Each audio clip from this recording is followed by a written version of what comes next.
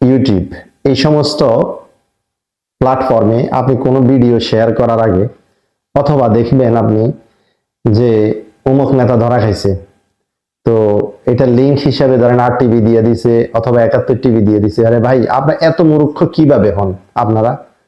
যেখানে দলের শীর্ষ কমান্ডার রুহুল কবির রিজভী সাহেব হাদি হত্যার পরে এই ডাকসুর বিপিকে বলছিল যে ওনার সাথে চা খাইছে, পরবর্তীতে উনি ক্ষমা প্রার্থী হয়েছে যে না, আসলে এটা AI দিয়ে করা, আমার ভুল ছিল, আমি RTV দেখে এটা বলে ফেলছি।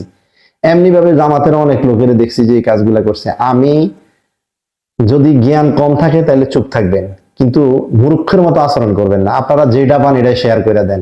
আপনি কি বুঝাইতে চাচ্ছেন? আপনি অনেক বড় ধরনের বিএনপি, অনেক বড় ধরনের জামাত, এটা বুঝাইতে চাচ্ছেন?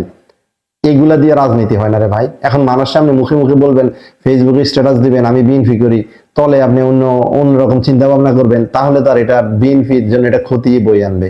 এই জন্য যারা ফেসবুকে, আমি দেখছি অনেককে এমন অংশ বিশেষ এডিট অনেক কিছু।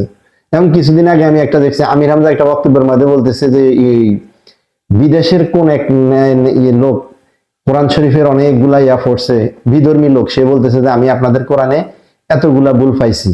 তো আমির হামজা ওয়াজের মধ্যে শুধু এটা বলছে যে আমি কোরআন শরীফ এতদিন ধরে পড়ছি, আমি আপনাদের কোরআনে এতগুলা ভুল পাইছি, বাস নিচে দিয়ে লিখে দিছে যে দেখছেন আমির হামজা কোরআনের ভুল ধরছে।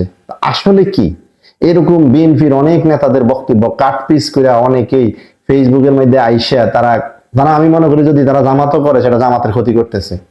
এদেরকে প্রতিহত করা দরকার। আন্দাজে মান্দাজে কোনো পোস্ট শেয়ার করা, কমেন্টস করা বা যে কোনো কিছু একটা শেয়ার করে দিলেই আপনি মনে করতেছেন এখানে বিএনপির নেতা চাঁদাবাজি করছে, বাস এটা শেয়ার দিয়ে দিচ্ছেন। আসলে এটা অথেন্টিক কিনা, নাকি যেই লোক বলছে ওই লোক শেয়ার করছে বা এটা আপনাদেরকে যে দিচ্ছে আপনি অতি উৎসাহী হয়ে যে পোস্ট করতেছেন, আপনি কি এটা বোঝেন যে আসলে এটার লাস্ট রেজাল্টটা কি হতে পারে?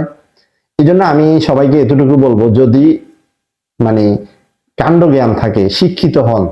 মূর্খ হইলে আপনি ফেসবুকে বাচ্চা ফলাফাইন যেভাবে চালা আপনি এভাবে চালাবেন, এটাই স্বাভাবিক।